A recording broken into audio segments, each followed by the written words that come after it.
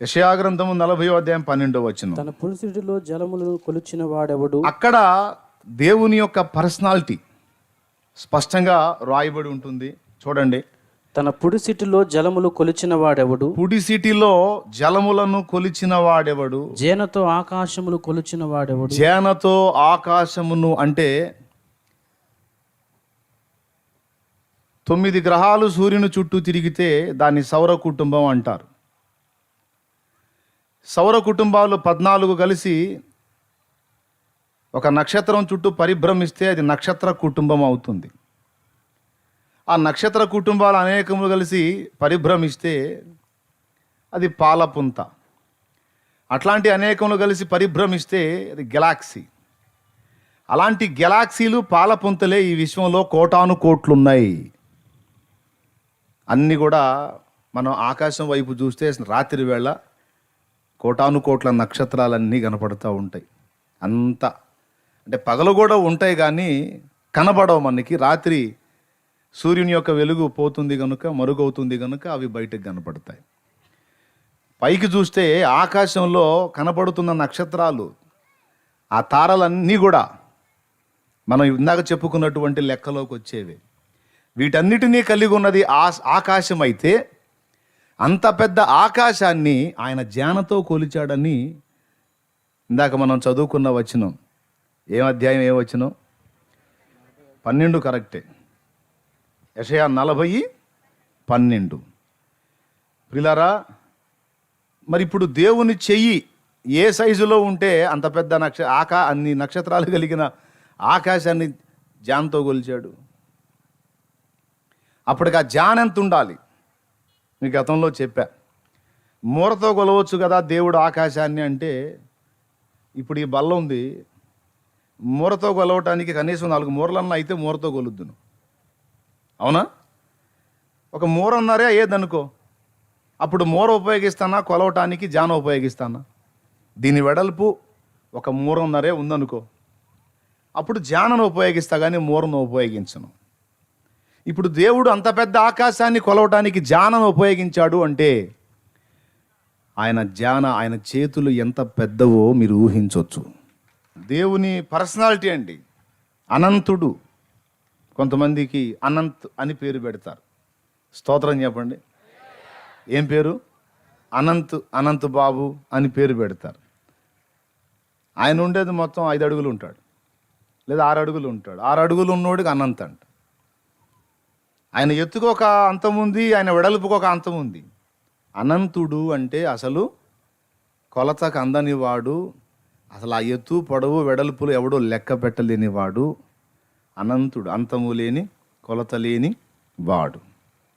ఆ పదానికి అర్హుడు ఒక దేవుడే, ఇంకెవరికి దానికి సంబంధం లేదు. కానీ పేరు మాత్రం పెట్టుకుంటారు. అనంతుడు మావాడు, అనంతు బాబు అనంతు అన్నాడు. అనంతుడు అనే పదానికి దేవుడు ఒక్కడే అర్హుడు బాబు, ఇంకెవరికి అవకాశం లేదు. అంత పెద్దవాడు ఆయన.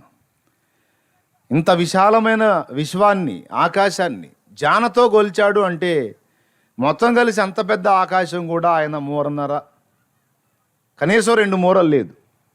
అమ్మ బాబోయ్, దేవుని చెయ్యి ఎంత పెద్దదో చూడండి. అగాధ సముద్ర జలములను పుడిసిటిలో కొలిచిపోశాడు. దోసిలి ఏమండి, దోసిలి అందులో సగం అది పుడిసిలి, నోట్లో పోస్తే పుక్కిలి, ఇట్లా ఉంటాయి కదా మన తెలుగు పదాలు. అట్లాగా ఇంత పెద్ద అగాధ సముద్ర జలాల్ని చేతులతో కొలిసిపోశాడంటే అసలు ఆ చెయ్యి ఎంత ఉంటుందో ఊహించండి మీరు. అవునా? తర్వాత త్రాసులో పర్వతములను చూసి నిలబెట్టాడట. పర్వతాలు ఎవరెస్ట్ శిఖరం అని రకరకాల పర్వతాలు ఉన్నాయి కదా. కొన్ని పర్వతాల పేర్లు చెప్పండి. ఎవరెస్ట్, హిమాలయ, ఇంకా వింధ్య పర్వతములు ఉన్నాయా? ఎప్పుడో చిన్నప్పుడు చదువుకున్నా కదా సోషల్లో. వింధ్య పర్వతములు, హిమాలయ పర్వతములు, ఎవరెస్ట్ శిఖరం అని అట్లా శిఖరాలు, పర్వతాలు ఉన్నాయి.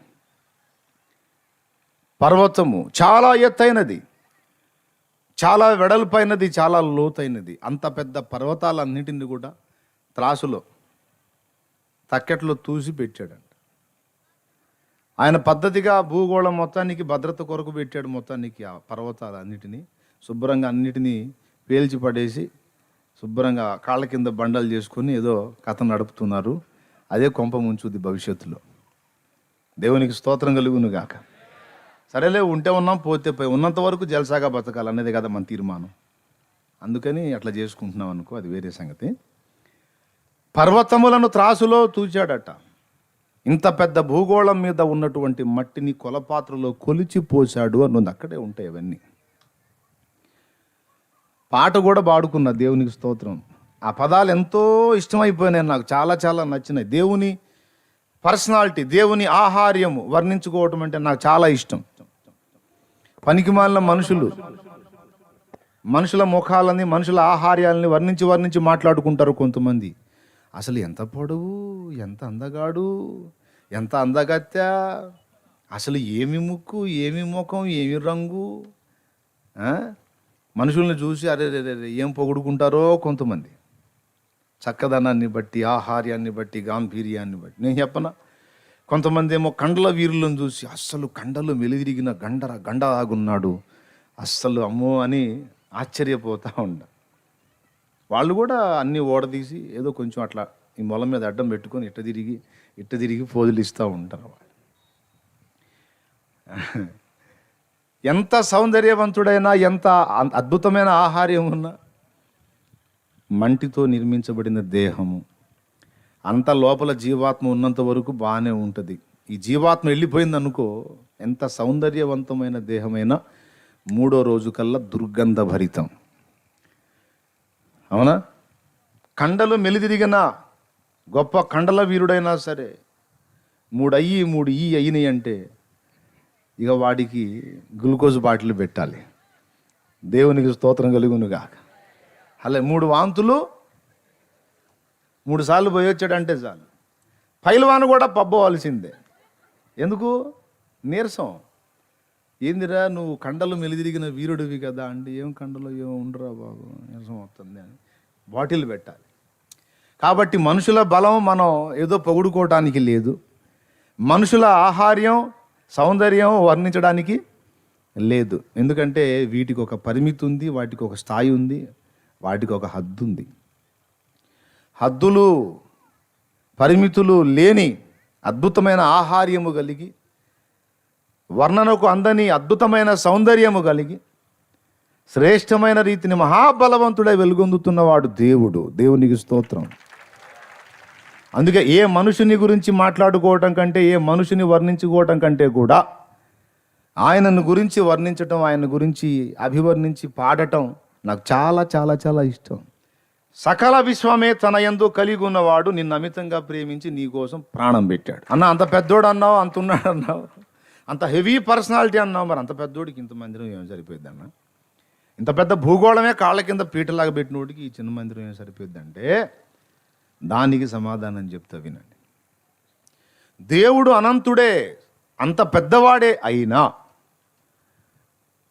తన పిల్లలమైన మనతో మాట్లాడడానికి వచ్చినప్పుడు, మనతో సహవాసం చేయడానికి వచ్చినప్పుడు ఆ మహిమ అంతటిని కూడా విడిచిపెట్టి మన వంటి సామాన్యుడిగా తనను తాను తగ్గించుకొని వస్తాడు.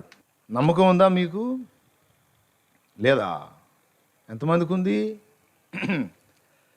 గుండాబత్తిని దేవదానం అనే దైవజనుడు యథార్థంగా జరిగిన సంఘటన ఒకటి తన పుస్తకంలో సాక్ష్యార్థంగా రాసుకున్నాడు, ప్రభు మహిమార్థమై.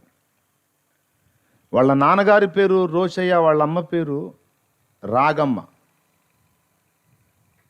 ఆ మధ్యకాలంలో వాళ్ళు ఉన్న ఏరియాలోకి ఎట్లానే కొంతమంది యేసు ప్రభుని నమ్ముకున్న వాళ్ళు వెళ్ళి సువార్త ప్రకటిస్తే, ఈ రోషయ్య అనే ఆయన, వాళ్ళ అన్నయ్య, ఇంకొక బంధువు, ఈ ముగ్గురు ఆ రోజు ఆ వచ్చిన వాళ్ళు చెప్పిన సువార్త విని మారు మనసు పొంది నీళ్లలో ముంచుట బాప్తిస్మం పొందారు.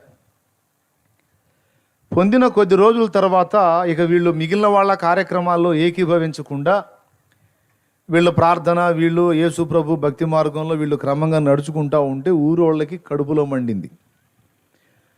అరే ఎప్పటి నుంచో కలిసి ఉంటున్నాం, ఎంతో అన్యోన్యంగా ఉంటున్నాం, అంతా కలిసి పూజలు సంబరాలు జాతరలు అంతా చేసుకుంటున్నాం. ఇప్పుడు ఎవడో వాడు వచ్చాడు, 4 మాటలు చెప్పాడు, నీళ్ళల్లో ముంచాడు పోయాడు. వాడి మాటలు పట్టుకొని వాటిని ఘనంగా ఎంచి మాలో నుండి వేరైపోయి ప్రత్యేకంగా బ్రతుకుతున్నారు. అసలు ఇదేం పద్ధతిరా? మనం ఒకటి, వాడెవడో వచ్చి చెప్పిపోయిన మాట మనం వినేదేంట్రా అని ఊరోళ్ళంతా కమిటీ మీటింగ్ వేశారు. పనికిమాలిన పనులు చేసే వాడిని క్లాస్ ఇవ్వడానికి ఎవడో కమిటీ మీటింగ్ వేయడు. అర్థమైందా? అరే వాడు భయంకరంగా తాగుబోతు అయిపోయాడు, చండాల పనులు చేస్తున్నాడు, వాడి కుటుంబం రోడ్డును పడేటట్టుంది, కమిటీ మీటింగ్ వేద్దాం, వాడి క్లాస్ ఇద్దాంరా అని ఎవడు కమిటీ మీటింగ్ వేయడు. కానీ ఆ తాగుబోతోడు మారి చర్చికి పోతుంటే మాత్రం కమిటీ మీటింగ్ వేసుకుంటారు. రోజు పాపం పొద్దున సాయంత్రం పచ్చగా తాగుతా తిరిగేవాడురా, ఎక్కడెక్కడ మురిగుంట్లు అన్నీ వాడియే పాపం, కమ్మగా తాగుతా తిరిగేవాడు. ఏందిరా ఇంత బాగా మారిపోయాడు, ఏందిరా, రండిరా మనందరం కలిసి కమిటీ వేసి వాడిని ప్రశ్నిద్దాం. అది ఎందుకురా, ఎందుకు అట్లా చేస్తున్నావురా అని మనం అడిగామనుకో, ఎందుకేంది వాడు బాగుపడ్డాడు అందుకు. వాడు తాగుపోతే చెడిపోతే వాడు ఏం బాధ లేదు, కానీ వాడు మంచిగా మారాడు ఇప్పుడు, అది నచ్చలేదు మాకు. కొంతమంది అట్టంటి వాళ్ళు ఉంటారు. పాపం వీళ్ళందరూ మారి చక్కగా ప్రార్థనలు చేసుకుంటుంటే వాళ్ళు కమిటీ మీటింగ్ వేసి రోషయ్య అన్నని ఆ బంధువుని ముగ్గురిని పిలిచి నిలబెట్టారు. ఏందబ్బాయ్ తేల్చండి మీ సంగతి ఏంటని తెలిస్తే చివరికి రోషయ్య వాళ్ళ అన్నయ్య ఆ బంధువు ఇద్దరు మళ్ళా యేసుప్రభుని వదిలేసి ఆ వెనకటి క్రమంలోకి వెళ్ళడానికి ఇష్టపడ్డారు. అయితే రోషయ్యని అడిగాడు. రోషయ్య సమాధానం చెప్పలా. నువ్వేమన్నా మార్చుకుంటావా, లేకపోతే నువ్వు మరి మేమంతా కలిసి నిన్ను వెలేస్తామన్నారు. వెలేసుకోండి, నేనేం మార్చుకునేది ఏం లేదు, యేసు ప్రభుని మాత్రం వదిలేది లేదు అన్నాడు. యేసు ప్రభుని వదలకపోతే ఈ ఊరు ఇంత ఊరుంది, ఎవడు నిన్ను పట్టించుకోరు, ఎవడు నీతో మాట్లాడినా వాడు కూడా వెలివేయబడతాడు. నీకు తెలియదు మా సంగతి, చాలా చెదరవుతావు నువ్వు అని క్లాస్ ఇచ్చారు. మీరు ఏమన్నా చేసుకోండి, నేను సచ్చినా పర్వాలా, మారే ప్రసక్తే లేదు యేసు ప్రభుతోనే నా బ్రతుకన్నాడు. వాళ్ళ అన్నయ్య రోషయ్య వాళ్ళ అన్నయ్య, నేను చెబుతాను సార్ మా వాడికి, మా తమ్ముడికి నేను చెప్పుకుంటాను, మీరు తొందరపడి అట్లాంటి పని చేయొద్దని వెళ్ళి తమ్ముడికి చెప్పాడు. రే అబ్బాయ్ రోషయ్య, నా మాట వినరా, ఎంతైనా మన కులం మనకు కావాలరా, మన బంధువులు మనకు కావాలి. ఏదో వచ్చారు వాళ్ళు 4 మాటలు చెప్పారు, యేసుప్రభు అన్నారు, బాప్తిస్మం ఇచ్చారు, పోయారు. ఇక మళ్ళా మనల్ని నానాగచాట్లు పడుతున్నా పట్టించుకునే పరిస్థితి అయితే లేదు. మరి ఇళ్లలోంచి వెలివేయబడ్డామంటే మన గతి భయంకరంగా ఉంటుందిరా, నా మాట వినరా తమ్ముడా అని అన్నయ్య తమ్ముడికి చెప్పాడు. అప్పుడు తమ్ముడు అన్నాడు, అన్నా ఏదైనా ఒక పని చెయ్యకముందే ఆలోచించాలి, చేసిన తర్వాత ఇంకా ఆలోచన అనేది చేయకూడదన్నా, అయిపోయింది ఇక అంతే. తలలోతు నీళ్లలో మునిగి యేసు ప్రభువే నా జీవితాంతం, నేను ఆయననే ఆరాధిస్తాను, నీకు ఆయనతోనే నా బ్రతుకు అని ప్రమాణం చేసి నువ్వు మాట తప్పుతావేమో, నేను తప్పనన్నా, చచ్చిపోయినా పర్వాలేదు అన్నాడు. నువ్వు తప్పుతావేమో మాట, నేను తప్పను అంటే అట్లయితే నీ పని అయిపోయింది. ఏమన్నా కానీ నా మాట వినను, ఈ ఒక్క విషయంలో మాత్రం విన్నాను, ఇంకేమన్నా చెప్పు. ఏమనంటే మీ ఇష్టం వచ్చినట్టు చేయండి. రే అబ్బాయి అందరూ వినండి, ఈ రోషయ్య అనేవాడు మనం చెప్పిన మాట వినలేదు కాబట్టి అతనిని అతని కుటుంబాన్ని మేము వెలేస్తున్నాం.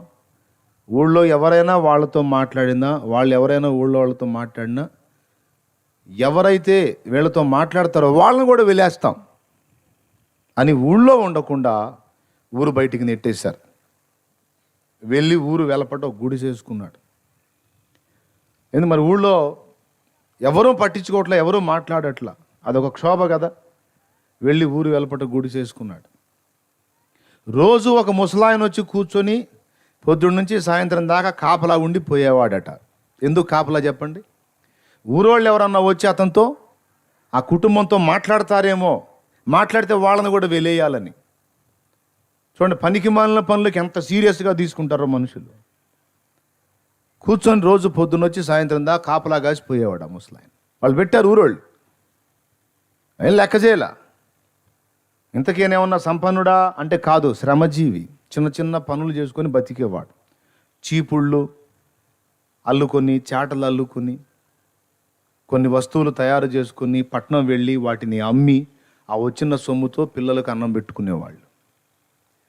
ఓ రోజు భార్యకి భత్యం ఇచ్చాడు, వెళ్తున్నాను నేను, పిల్లలు జాగ్రత్త. ఏమైనా మనం దేవుని కోసం నిలబడ్డాం, ఎన్ని బాధలు వచ్చినా మనం వెనకడుగు వేయకూడదు. ఈ తనువు యేసుతోనే అంతమైపోవాలి, వెనక్కి తిరిగే ప్రసక్తే లేదు. వెళ్తున్నాను నేను, నువ్వు జాగ్రత్త. ఈ ఆహారం తీసుకొని దగ్గర పెట్టుకొని ఇదంతా చూసుకొని జాగ్రత్తగా పిల్లలకు పెట్టుకొని భద్రంగా ఉండు. నేను వెళ్ళి ఈ సరుకు అమ్ముకొని డబ్బులు తీసుకొస్తా, పడమట పల్లెల్లోకి వెళ్ళి అమ్ముకొని వస్తానమ్మా నేను అని పోయాడు. పాపం పోయాడు. పోయిన దగ్గర నుంచి అక్కడ వాన పట్టింది, ఆయనకి వ్యాపారం లేదు. ఆయన పోయిన మరుసటి రోజు నుంచి ఈమె పెద్ద కొడుక్కి భయంకరమైన విషజ్వరం స్టార్ట్ అయింది. కళ్ళ ముందే రోజు రోజుకి కన్న కొడుకు ఆహారం తీసుకోకుండా బలహీనుడైపోతున్నాడు. ఏడుస్తుంది, మొత్తుకుంటుంది. తన గోడు చెప్పుకుందామంటే పలకరించే దిక్కు లేదు. ఏ కారణం చేత? యేసయ్యను నమ్ముకున్న కారణం చేత. ఎవరో పలకట్లా, ఎవరో మాట్లాడట్లా. ముసలోడేమో వచ్చి కాపలా కూర్చొని పోతున్నాడు. కొడుకేమో తినట్లేదు, ఒళ్ళు కాలిపోతుంది, తగ్గట్లేదు. ఏదో ఆమెకు తెలిసిన వైద్యాలు చేసింది. అప్పట్లో ఈ ఐరన్ కాల్చి వాతలు లాంటివి పెడతారు కదా, ఏదన్నా అట్లాంటి జబ్బు ఉందేమో అని అట్లా పెట్టిట్లే ఏదో ఆమె చేతనైన వైద్యాలన్నీ చేసింది. లేదు, ఆ బిడ్డ తిప్పుకోవాలి. రోజు రోజుకి అట్లనే బలహీన పడిపోయి చావుకు సమీపం అయిపోయాడు. భయం వచ్చేసింది.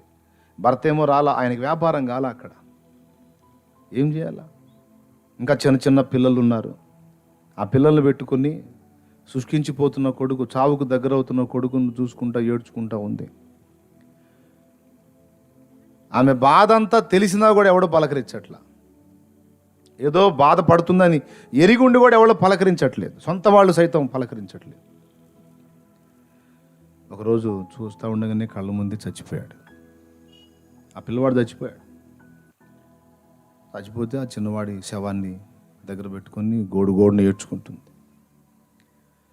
చాలా దుఃఖపడుతుంది. ఆదరించేదానికి భర్త లేడు, ఎవ్వరూ లేరు.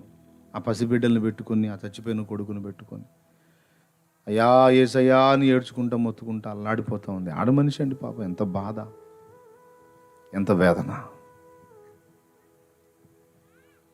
చాలా కొన్ని గంటలు గడిచిపోయింది, చచ్చిపోయాడు. క్లియర్గా అర్థమైపోయింది, బ్రతికిలేడు, చచ్చిపోయాడు. కొన్ని గంటలు గడిచిన తర్వాత ఆమె ఇంటి ముందుకి ఒక ఆజానుబాహుడైన వ్యక్తి వచ్చి నిలబడ్డాడండి. పెద్ద ఆయన, అవతల పక్క ఊరికి సంబంధించిన వాళ్ళలాగా పొడవుగా ఉన్నాడు. గొడుగు కర్ర లాంటి కర్ర చేతిలో పెట్టుకొని టకాటకా నడుచుకుంటూ వాళ్ళ మెల్లలోకి వచ్చాడు. మెల్లలోకి వచ్చి జుట్టు గడ్డం, ఓ పెద్ద ఆయన వచ్చి నిలబడితే ఆమె ఏడుపులో కూడా ఆ బిడ్డనట్టు పెట్టుకుని ఎవరయ్యా మీరు అంది. అంటే నేను ఎవరైతే ఏం కానీ ఎందుకు ఏడుస్తున్నావు అని. మీకు తెలియదేమోనయ్యా, నా దగ్గరికి రాకూడదు, మా దగ్గరికి రాకూడదు, ఊరోళ్ళు మమ్మల్ని వెళ్ళేశారు, యేసుప్రభుని నమ్ముకున్నాను, మమ్మల్ని వెళ్ళేశారయ్యా, మీరు రాకూడదయ్యా, మిమ్మల్ని చూస్తే మిమ్మల్ని కూడా వెళ్ళేస్తారయ్యా, వెళ్ళండి అయ్యా. నన్ను వెలివేసేవాడు ఎవడున్నాళ్ళేమ్మా, నువ్వు ఎందుకు ఏడుస్తున్నావో చెప్పు అన్నాడు. ఇది యథార్థంగా జరిగిన సంఘటన, అబద్ధం కాదు, కహానీ కాదు, రియల్. ఏంది ఎందుకు ఏడుస్తున్నావు అంటే, నా బిడ్డ చచ్చిపోయాడయ్యా అనే తన బిడ్డను చూపించి ఆయన కండిషన్ చెప్పింది. చచ్చిపోయాడు, చూశాడు. ఎక్కడ చచ్చిపోయాడు? చచ్చిపోలేదుగా అన్నాడు. లేదయ్యా చచ్చిపోయాడయ్యా, చూడే ఒళ్ళు చల్లగా అయిపోయింది, మంచులాగా అయిపోయింది, చూడయ్యా శ్వాస లేదయ్యా, గుండె ఆగిపోయిందయ్యా, నాడి లేదయ్యా, రోజు శుష్కించేలాగా అయిపోయాడయ్యా అని ఓరు నేర్చింది.